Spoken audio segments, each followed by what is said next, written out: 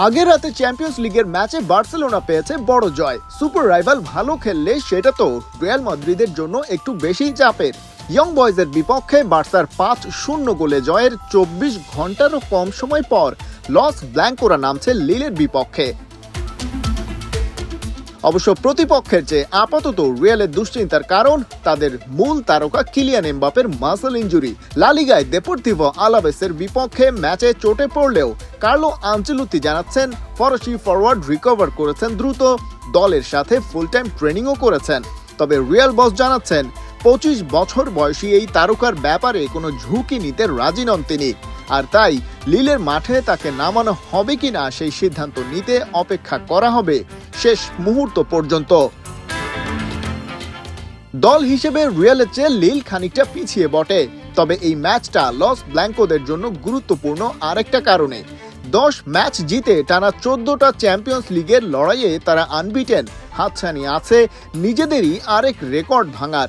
Zinedine জিদানের অধীনে এর আগে 2016 আর 17 সালে টানা 15 ম্যাচ অপরাজিত ছিল স্প্যানিশ জায়ান্টরা।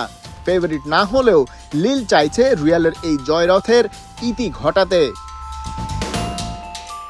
জয়ের ধারায় আছে লিভারপুলও। ইপিএলে নটিংহ্যামের কাছে হারের পর টানা 4 ম্যাচ জিতেছে অল রেডস। চ্যাম্পিয়ন্স লিগে নিজেদের গেল ম্যাচে এসি মিলানকেও তারা হারিয়েছে 3-1 ব্যবধানে।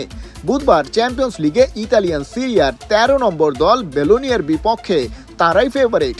ম্যাচটা এনফিল্ডে, আর এই মাঠে ইউরোপিয়ান টুর্নামেন্টের লিগ বা গ্রুপ স্টেজে গেল 10 ম্যাচের সবকটায় জয় আছে অলরেডদের।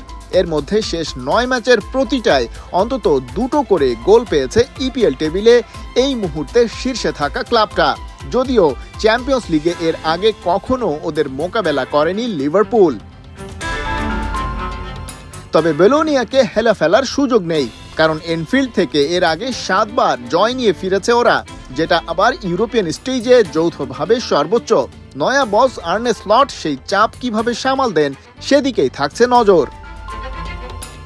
খালিদ জামিল, একাত্তর।